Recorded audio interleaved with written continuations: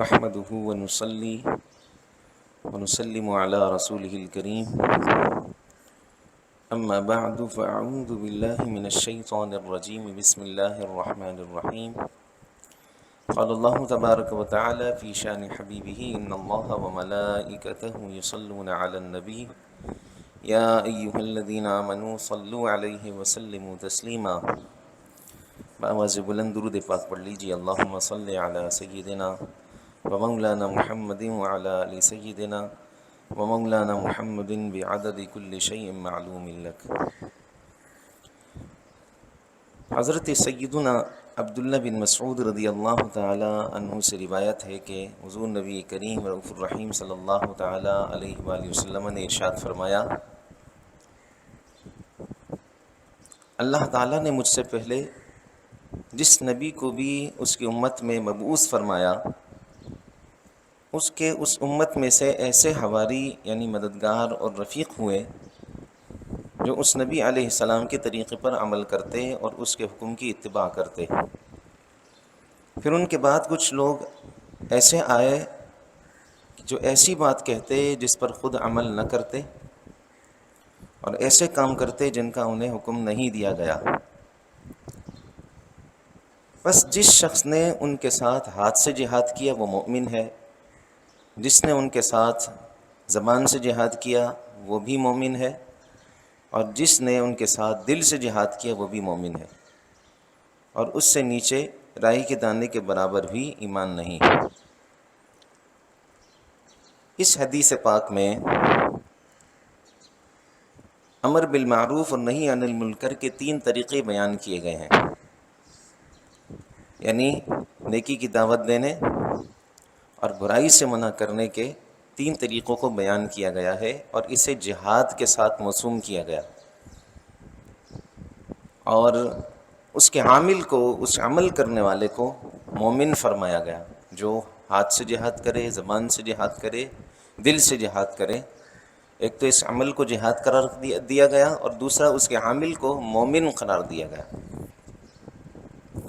حضرت شیخ عبدالحق محدث دہلوی علیہ الرحمہ ارشاد فرماتے ہیں کہ جو شخص اپنے ہاتھ سے ان کے ساتھ جہاد کرتا ہے اور ان کے ظلم و فساد کو درہم برہم کر دیتا ہے اور بدل کر رکھ دیتا ہے وہ کامل مومن ہے،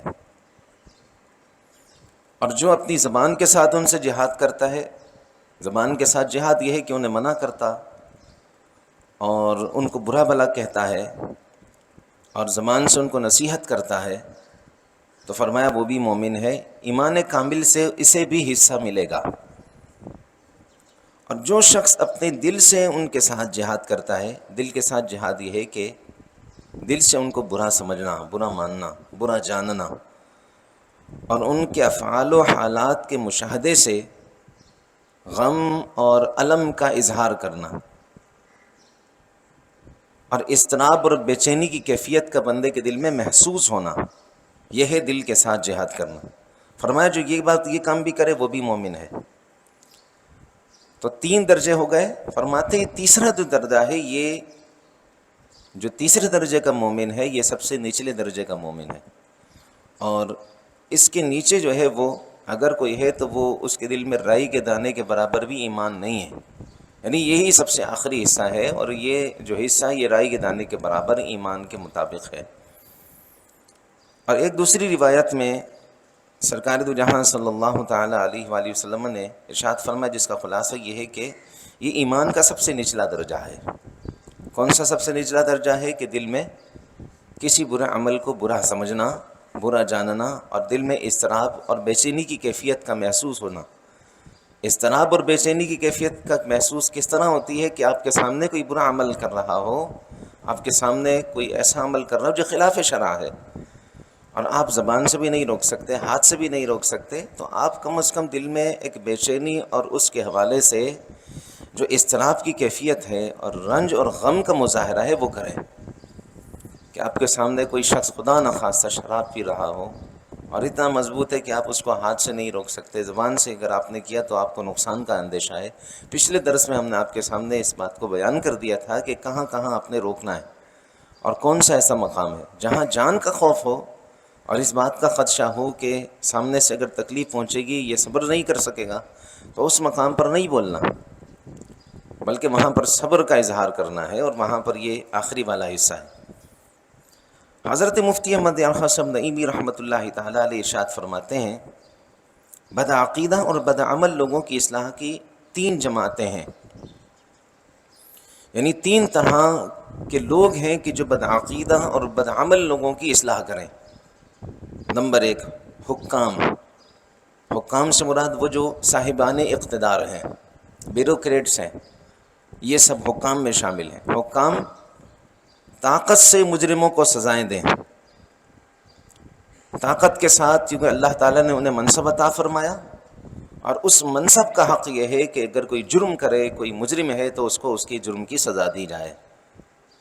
اور یہ بھی ذہن میں رکھ لیں، اللہ تعالیٰ نے قرآن پاک میں ارشاد فرمایا، اعدلوا هو اقرب للتقوی، عدل کرو، یہ تقوی کے زیادہ قریب ہے۔ اور ایک اور مقام پر ارشاد فرمایا، وَلَوْ كَانَ ذَا قُرْبَىٰ، اگرچہ مقابلے میں قریبی رشتہ دار کیوں نہ ہے، تب بھی عدل کرے بندہ۔ صحابہ کرام، خلفائے راشدین کی سیرت مبارکہ سے ہم یہ ملتا ہے، اگر ان کے مقابلے میں ان کا اپنا قریبی رشتہ دار کیوں نہ ہو، تو انہوں نے عدل کو قائم کر کے دکھایا، عدل کو قائم کیا ہے۔ تو حکام جو ہے وہ مجرموں کو ان کی سزائیں دیں اپنی طاقت کے ساتھ، جو منصب کے تحت ان کو عطا کی گئی ہیں، اس طاقت کو استعمال کرتے ہوئے وہ مجرموں کو سزائیں دیں، اس طرح ان کی اصلاح ہوگی۔ دوسرا، اہل علم۔ اہل علم وعظ کریں گے، نصیحت کریں گے، بیان کریں گے، تقریر کریں گے، اور اس طریقے سے ان کے دل کو، لوگوں کو ان گناہوں سے روکیں گے، ان کی بدعمالیوں سے روکیں گے، بدعقیدیوں سے ان کو روکیں گے۔ اور تیسرے ہیں علماء، عوام۔ دوسرے علماء اور تیسرے عوام۔ عوام جو ہے وہ دل سے ان کے ساتھ نفرت کریں، ان سے دور رہیں۔ کن سے؟ جو مجرم ہے، جو گناہ کرتے ہیں، بدعمل ہیں، بدعقیدہ لوگ ہیں، دل سے نفرت کریں۔ کہ نفرت دیکھیں، یہ بات ذہن میں رکھ لیں، الحب فی اللہ والبغض فی اللہ، الحب للہ والبغض للہ۔ کسی سے محبت کرے تو اللہ کے لیے کرے، اور کسی سے نفرت ہو یہ بھی اللہ کے لیے ہو۔ اگر کسی بدعقیدہ اور بدعمل شخص سے نفرت کا اظہار ہے تو یہ بھی اللہ کے لیے ہے۔ اگر کوئی بدعمل شخص ہے، اس سے اس لیے نفرت کی جا رہی ہے کہ یہ بدعمل شخص ہے، بدعقیدہ ہے، تو اگر عوام کے لہجے پر اور عوام کی ذہن کے اعتبار سے یہ بات کی جا رہی ہے، کیونکہ عوام عالم نہیں ہوتے، العوام کالانام، عوام عام لوگوں کی طرح ہے، تو لہٰذا ان کو کیا کرنا ہے؟ ان سے دور رہنا ہے، اور دل سے ان سے نفرت کرنی ہے کہ جو شخص بدعمل ہے، بدعقیدہ ہے، کیونکہ یہ اگر ان کے ساتھ بیٹھیں گے تو یہ بھی ان بدعمل بن جائیں گے، لہٰذا یہ دل سے ان سے دور رہیں، نفرت کریں۔ اور یہ جو بات بیان کی یہاں پر حدیث پاک میں کہ پھر ان کے بعد، ان کے صحابہ کے بعد پھر بدعمل لوگ آئے جنہوں نے وہ کام کیے کہ جن کا ان کو حکم نہیں دیا گیا تھا، یہاں سے مراد بدعقیدہ لوگ ہیں۔ تو اس طرح ہمارے زمانے میں بھی اس طرح کے لوگ ہیں۔ تو عوام کے لیے یہ ہے کہ انہیں دل سے برا جانیں اور بدعقیدگی سے اپنے آپ کو بچائیں، دور رکھیں اپنے آپ کو، یہ ہے عوام۔ تو پہلے ہیں حکام، جو کہ مجرموں کو سزائیں سنائیں، سزائیں دیں اپنے طاقت کے بلبوتے پر۔ اہل علم جو علماء ہیں وہ وعظ و نصیحت کریں، لوگوں کو آخرت سے ڈرائیں، اس اعتبار سے لوگوں کی اصلاح کریں۔ اور تیسرے ہیں عوام، عوام ان سے دور رہیں اور ان سے نفرت کا اظہار کریں۔ کیوں؟ ان کی بدعمالی اور بدعقیدگی کی وجہ سے۔ علامہ ملا علی قاری علیہ الرحمہ اسی حدیث پاک کے تحت ایمان کے 3 درجے بیان فرماتے ہیں۔ فرماتے اس حدیث پاک میں ایمان کے 3 درجے بیان کیے۔ فرمایا پہلا، ایمان کے کامل ہونے پر، پہلا کون سا تھا؟ ہاتھ سے روکنا، اپنے ہاتھ سے کسی برائی کو روکنا۔ فرماتے ہیں کہ یہ ایمان کے کامل ہونے پر دلالت کرتا ہے، اور سب سے آخری والا ایمان کے ناقص ہونے پر دلالت کرتا ہے۔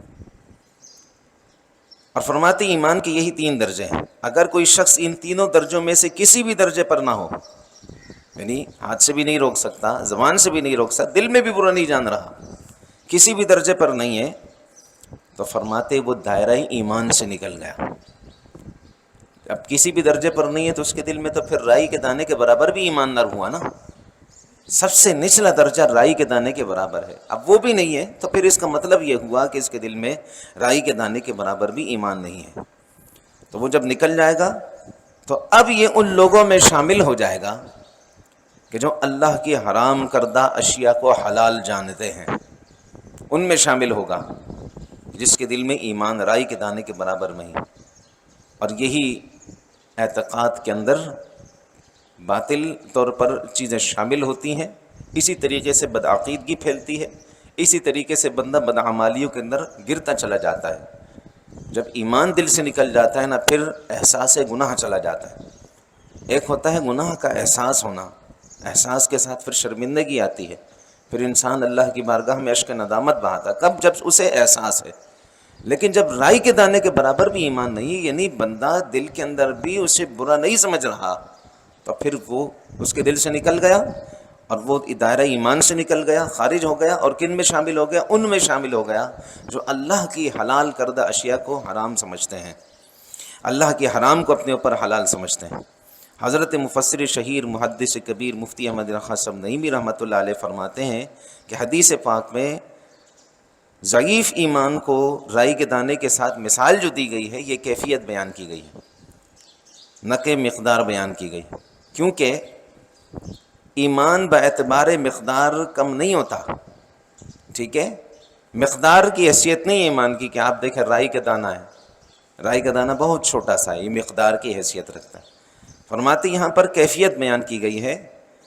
ایسا نہیں ہوتا کہ کوئی مومن آدھا مسلمان ہے، کوئی پورا مسلمان ہے. بندہ پورا ہی مسلمان ہوتا ہے، لیکن کامل اور ناقص ہونے کے اعتبار سے ایمان کی یہاں کیفیت بیان کی گئی کہ سب سے نچلا درجہ کیا ہے کہ رائی کے دانے کے برابر. یہ کیفیت بیان کی جا رہی ہے. اس سے اوپر والا درجہ ہے تو یہ بھی ایمان کے کامل ہونے میں سے اسے حصہ ملے گا. اور جو سب سے بڑا درجہ ہے وہ ہے ہاتھ سے کسی گناہ کو روکنا. اللہ کریم کی بارگاہ میں دعا ہے اللہ تعالی ہم سب کو ہر قسم کی گناہوں سے محفوظ فرمائے اور ہر طرح کی برائیوں کو روکنے کی قوت اور طاقت اور ہمت اور شجاعت اور بہادری عطا فرمائے. آمین بجاہ سید المرسلین وآخر دعوانا الحمد للہ رب العالمین. الحمد للہ رب العالمین والعاقبۃ للمتقین والصلاة والسلام علی اشرف الانبیاء وسید المرسلین. اللہم ربنا زدنا علما نافعا وعملا صالحا ولسانا ذاکرا وقلبا خاشعا وبدنا صابرا ورزقا واسعا. اللہم استرنا بسترک الجمیل فسہلنا یا الہی کل صعب بحرمت سید الابرار سہل. اللہم افتح علینا حکمتک وانشر علینا رحمتک یا ذا الجلال والاکرام. وصلی اللہ تعالی علی حبیبہ سیدنا محمد وآلہ وصحبہ اجمعین برحمتک یا